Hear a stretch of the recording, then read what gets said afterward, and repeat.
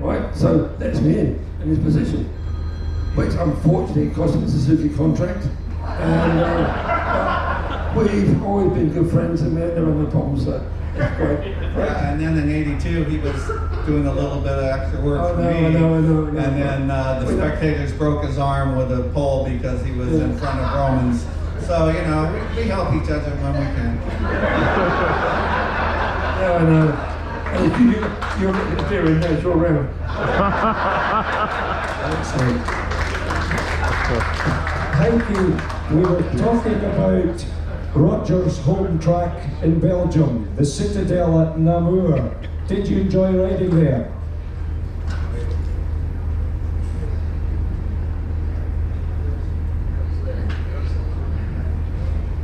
Yes, Namur track is very nice, very good. And also, you know, when you're driving, you come a little dusty. Then in the Namur race, you can stop in a restaurant and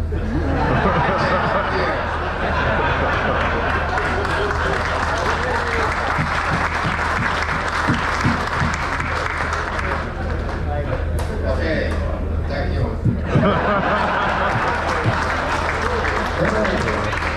We've had some great opinions about Namur, I'm sorry to say, Brad, on this occasion. You're out of luck, mate.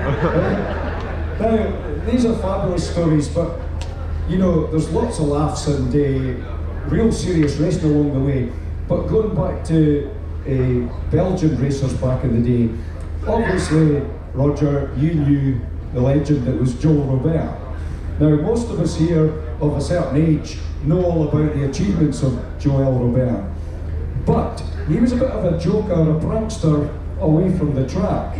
And I read something recently about some after-race event you were at where there was some issue with Joel playing with firecrackers or something in plant pots. Do you recall any of this? Yeah, with Joel there is a lot of stories. He was very good at starting little troubles, and then somehow he always managed to slip away. But, the thing with firecrackers was, I think what you're referring to was at the Motocross of Nations in Switzerland, in Payerne. It was a 250.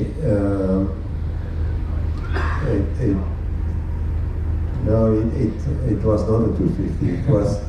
I was a 250 rider, I think, and no, it was a 250. I'm sorry. It's a long time ago. 65 is. But anyhow, we had the nations there, and it rained the whole week, and the track was like super muddy, and there's only a few riders that were able to get around the track, and they decided to call it off. So we were all bummed out, and Joel was really good on in the mud races, and being from Belgium, I like the mud also, and so we were really bummed out. And we went back to the hotel, and there was a discotheque in the hotel, and there was a grand piano with somebody playing it, and Joel had some big firecrackers and ended up throwing some firecrackers in the piano. It was a big explosion, and everybody got scared, and they thought there was some, war going on or something. And so the police came and told everybody to leave, and they were doing some construction of the road, and Joel picked up one of those big rocks that they used to do the sidewalks, like a huge heavy rock, and put it on the back of the bicycle from one of the policemen. There were two policemen on the bicycle, and the guy was on the bicycle.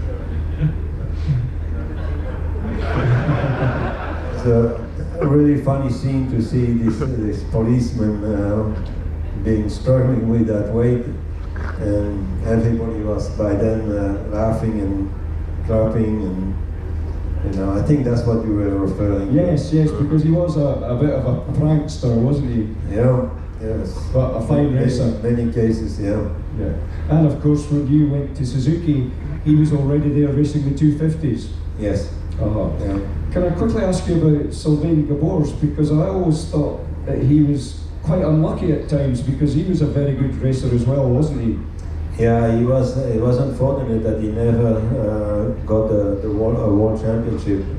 He, you know, one year that he probably could have won, the fork tubes on his bike broke. I think it was in '69. Sylvain is a really cool person, very good person, very sharp with the bike and the development of the bike, and a really straight shooter.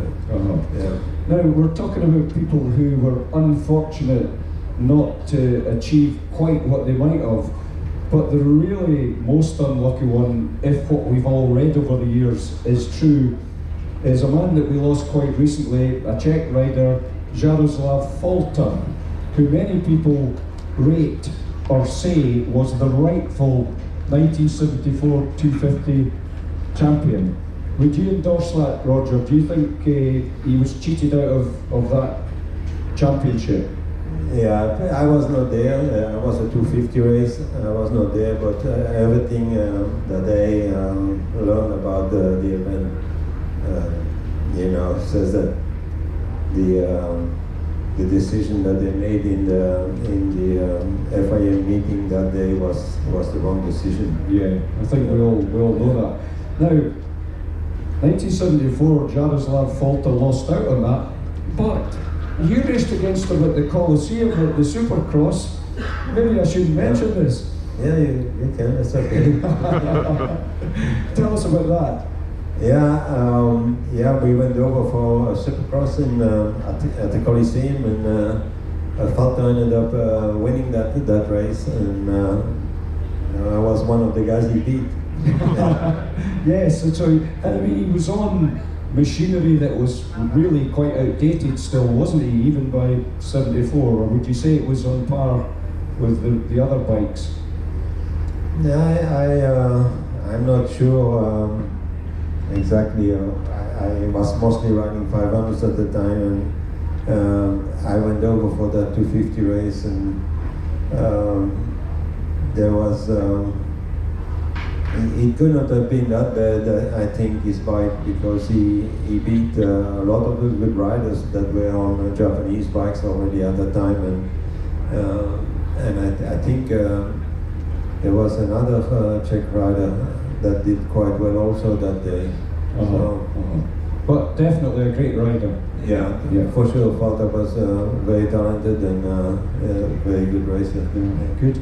Okay, well, I'm well aware that these guys have been very busy all weekend, and we'll get a few more questions, but we don't want to keep them too long because they've done an awful lot of autograph signing, and we'll maybe get a chance just after the interviews to do that. But they've got, you know, a meal to go to later, but we've still got a couple of questions to ask.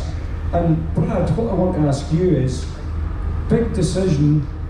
You were offered a good deal with Kawasaki back home in the States, I believe, but you were determined to come and race in the real motocross circus, you know, the World Championships in